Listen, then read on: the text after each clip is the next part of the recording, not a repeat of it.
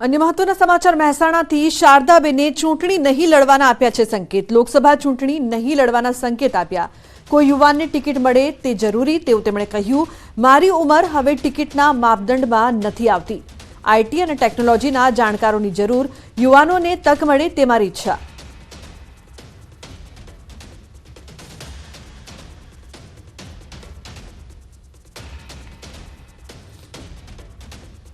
Deadline बांधेली है ए प्रमाणे लगभग हूँ 75 थी गई एटले आशा न राखूँ कि हूँ मने टिकिट आपे तो पार्टी आपे तो पार्टी आदेश मानव जरूरी है। पर आई थिंक यंग लोगों हवे जे साहेब साथे हूँ 5 वर्ष काम करी रही छूँ एमां हूँ मानु छूँ कि यंग ब्लडनी वधारे जरूर है। जे आईटी रिलेटेड जे कार्यों है अने इंटरनेशनल जे पहचान बनाववानी है आपणा देशनी, तो हूँ मारो आ पर्सनल व्यू है कि हमेशा आ जे साहेबनी व्यू है एमां यंग ब्लड वधारे सूट थशे।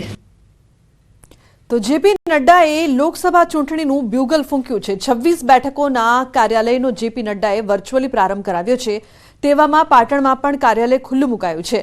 મંત્રી બળવંતસિંહ રાજપૂતે રિબિન કાપી કાર્યાલય ખુલ્લું મૂક્યું છે। આ પ્રસંગે મોટી સંખ્યામાં કાર્યકરો ઉપસ્થિત રહ્યા હતા।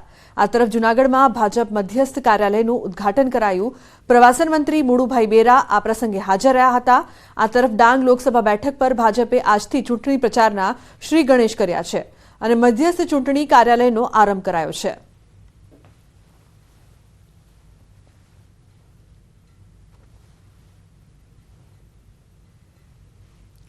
तो 26 બેઠકો અંગે જેપી નડ્ડાએ લોકસભા ચૂંટણીનું બ્યુગલ ફૂંક્યું। જૂનાગઢ લોકસભા મધ્યસ્થ કાર્યાલયનું ઉદ્ઘાટન કરાયું। પ્રવાસન મંત્રી મુળુભાઈ બેરા અને કાર્યાલયનું ઉદ્ઘાટન કર્યું હતું। ઉદ્ઘાટન પ્રસંગે પ્રદેશ ઉપાધ્યક્ષ રઘુ હુંબલ, જૂનાગઢ લોકસભા સંયોજક ઉદય કાનગડ, સાંસદ રાજેશ ચુડાસમા પણ ઉપસ્થિત રહ્યા। રાજ્યની 26 લોકસભાની સીટ પૈકી ડાંગમાં પણ મધ્યસ્થ કાર્યાલયનું ઉદ્ઘાટન કરાયું। કાર્યાલયના ઉદ્ઘાટન પ્રસંગે મોટી સંખ્યામાં ભાજપના આગેવાનો અને કાર્યકરો ઉપસ્થિત રહ્યા। તો લોકસભા ચૂંટણી અર્થે સાબરકાંઠામાં પણ લોકસભા ક્ષેત્રના ભાજપના મધ્યસ્થ કાર્યાલયનું ઉદ્ઘાટન કરાયું છે। રજની પટેલ, દુષ્યંત પંડ્યા, બાબુભાઈ જેબલિયાના હસ્તે આ ઉદ્ઘાટન કરાયું હતું। આ તરફ ભરૂચ પણ ભાજપના લોકસભા મધ્યસ્થ કાર્યાલયનું ઉદ્ઘાટન કરાયું। મંત્રી મુકેશ પટેલ અને સાંસદ રમીલાબેન બારાના હસ્તે આ કાર્યાલયનું ઉદ્ઘાટન કરાયું। ભરૂચના કોલેજ રોડ નજીક લોકસભાની ચૂંટણી અર્થે ભાજપનો મધ્યસ્થ કાર્યાલય શરૂ કરાયો છે।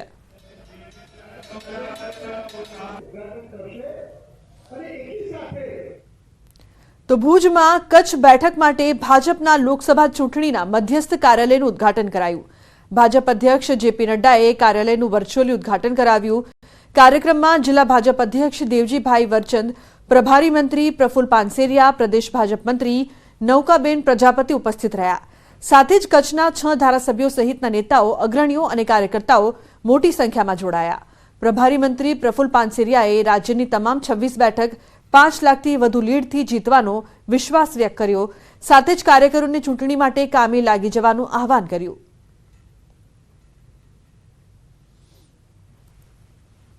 આ સીટ કચ્છમાં કાર્યકર્તાની એકતા, તમામ ધારાસભ્યની સક્રિયતા અને શ્રેષ્ઠ સરકારના કામગીરીના આધારે આ સીટ પણ અમે 5 લાખ ઉપરના લીડથી જીત્યું છે એવો કાર્યકર્તા સાથેનો મારો સંકલ્પ છે। પૂર્વ ગૃહમંત્રી પ્રદીપસિંહ જાડેજાનું નિવેદન। વડોદરા મધ્યસ્થ કાર્યાલયના ઉદ્ઘાટન સમારોહમાં નિવેદન। લોકસભામાં ભાજપના મતોની ટકાવારીમાં વધારો થાય તેવી આશા। અમે કોઈપણ અપેક્ષા વિના પ્રજા માટે કામ કર્યું।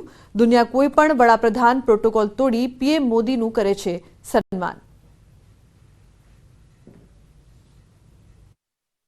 આ લોકસભાની અંદર વડોદરામાં ભારતીય જનતા પાર્ટીના પર્સન્ટેજ વોટની અંદર વધારો થાય એવું અહીંયા બેઠેલા ભારતીય જનતા પાર્ટીના સૌ કાર્યકર્તાઓની પાસે અપેક્ષા છે।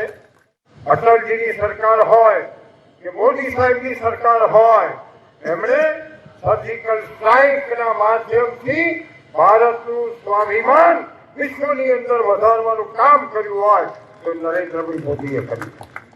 એ દેશના વડાપ્રધાન, રાષ્ટ્રપતિ તમામ પ્રોટોકોલ તોડીને એમને એરપોર્ટ ઉપર લેવા માટે આવે, જ્યારે મોદી સાહેબે પૂછ્યું કે આપનું આ સન્માન કરી રહ્યા છે, ત્યારે એમણે કહ્યું આ મારું સન્માન નથી, આ મારું ગૌરવ નથી, આ 125 કરોડ ભારતીયોનું ગૌરવ અપાયું હોય તો એ મોદી સાહેબે અપાયું.